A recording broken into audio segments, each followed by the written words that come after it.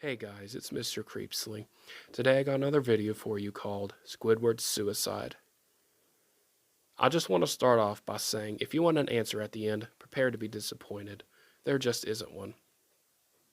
I was an intern at Nickelodeon Studios for a year in 2005 for my degree in animation. It wasn't paid, of course. Most internships aren't. But it did have some perks beyond education. To adults, it might not seem like a big one, but most kids at the time would crap themselves over it. Now, since I work directly with the editors and animators, I got to view the new episodes day before they aired. I'll get right to it without giving too many unnecessary details. They had very recently made the SpongeBob movie, and the entire staff was somewhat sapped of creativity, so it took them longer to start up the season. But the delay lasted longer for more upsetting reasons.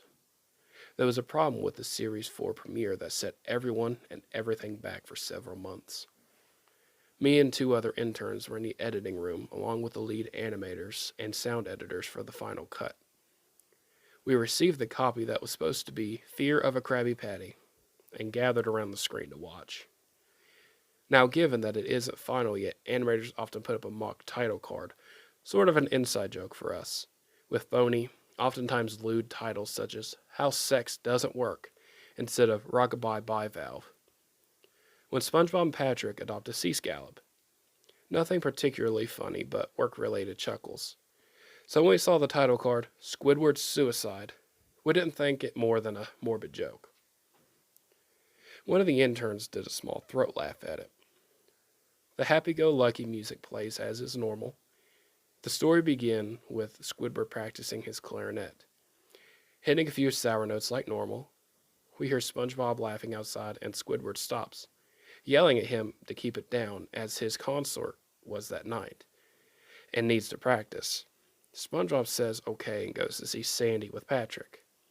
The bubble splash screen comes up and we see ending of Squidward's concert. This is when things begin to seem off. While playing, a few frames repeat themselves, but the sound doesn't. At this point, sound is synced up with animation, so yes, that's not common.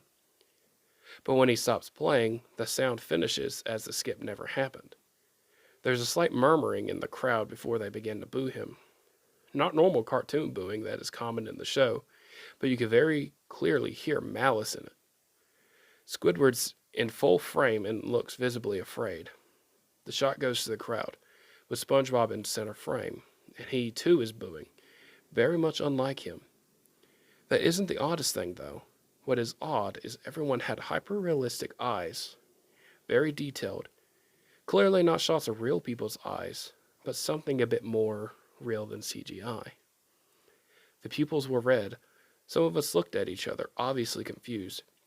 But since we weren't the writers, we didn't question its appeal to the children yet. The shot got to Squidward sitting on the edge of his bed, looking very forlorn. The view out of his porthole window is of a night sky, so it isn't very long after the concert. The unsettling part is at this point there's no sound. Literally no sound. Not even the feedback from the speakers in the room. It's as if the speakers were turned off, though their status showed them working perfectly fine.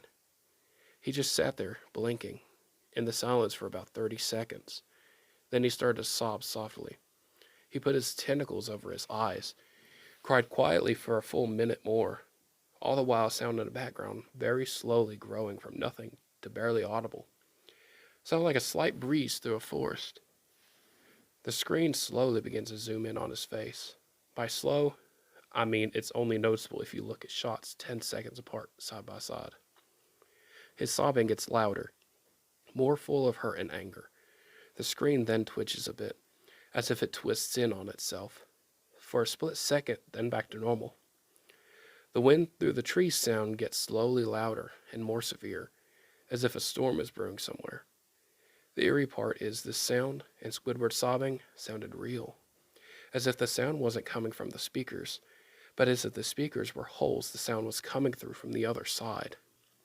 As good as sound as the studio likes to have, they don't purchase the equipment to be that good to produce sound of that quality.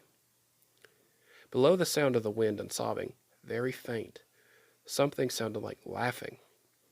It came at odd intervals and never lasted more than a second, so you had a hard time pinning it. We watched this show twice, so pardon me if things sound too specific, but I've had time to think about them. After 30 seconds of this, the screen blurred and twitched violently as something flashed over the screen, as if a single frame was replaced. The lead animation editor paused and rewound frame by frame. What we saw was horrible. It was a still photo of a dead child. It couldn't have been more than 6. The face was mangled and bloodied. One eye dangling over his upturned face popped. He was naked down to his underwear, his stomach crudely cut open and his entrails laying beside him. He was laying on some pavement that was probably a road. The most upsetting part was that there was a shadow of the photographer. There was no crime tape, no evidence tags or markers, and the angle was completely off for a shot designed to be evidence. It would seem the photographer was the person responsible for the child's death. We were, of course, mortified, but pressed on, hoping that it was just a sick joke. The screen flipped back to Squidward, still sobbing, louder than before. In half body and frame, there was now what appeared to be blood running down his face from his eyes. The blood was also done in a hyper-realistic style, looking as if you touched it you get blood on your fingers. The wind sounded now as if it were that of a gale blowing through the forest. There were even snapping sounds of branches. The laughing, a deep baritone, lasting at longer intervals and coming more frequently. After about 20 seconds, the screen again twisted and showed a single-frame photo. The editor was reluctant to go back. We all were, but he knew what he had to do. This time the photo was that of what appeared to be a little girl, no older than the first child. She was laying on her stomach, her barrettes in a pool of blood next to her. Her left eye was too popped out and popped, naked, except for her underpants. Her entrails were piled on top of her above another crude cut along her back. Again, the body was on the street and the photographer's shadow was visible. Very similar in size and shape to the first. I had to choke back vomit, and one intern, the only female in the room, ran out.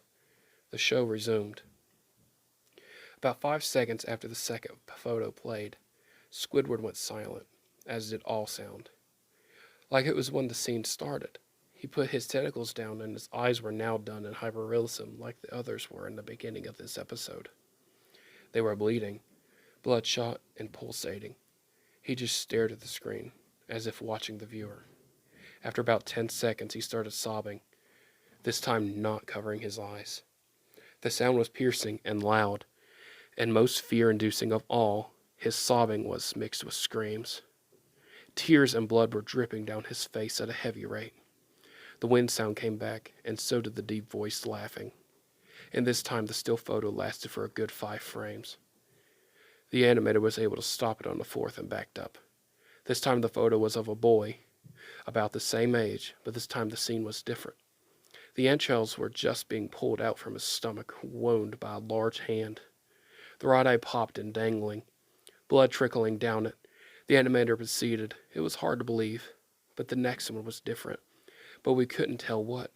He went on to the next, same thing. He went back to the first and played them quicker, and I lost it. I vomited on the floor, the animating and the sound editors gasping at the screen. The 5 frames were not as if they were 5 different photos. They were playing out as if the frames were from a video. We saw the hand slowly lift out the guts. We saw the kid's eyes focus on it. We even saw 2 frames of the kid beginning to blink. The lead sound editor told us to stop. He had to call in the creator to see this. Mr. Hillenberg arrived within 15 minutes. He was confused as to why we called him down there. So the editor just continued the episode. Once the few frames were shown, all screaming, all sound again stopped. Squidward was just staring at the viewer, full frame of the face, for about 3 seconds. The shot quickly panned out and that deep voice said, "Do it." And we see in Squidward's hands a shotgun. He immediately puts the gun in his mouth and pulls the trigger. Realistic blood and brain matter splatters the wall behind him and his bed, and he flies back with force. The last 5 seconds of this episode show his body on the bed, on his side, one eye dangling on what's left of his head above the floor, staring blankly at it. Then the episode ends.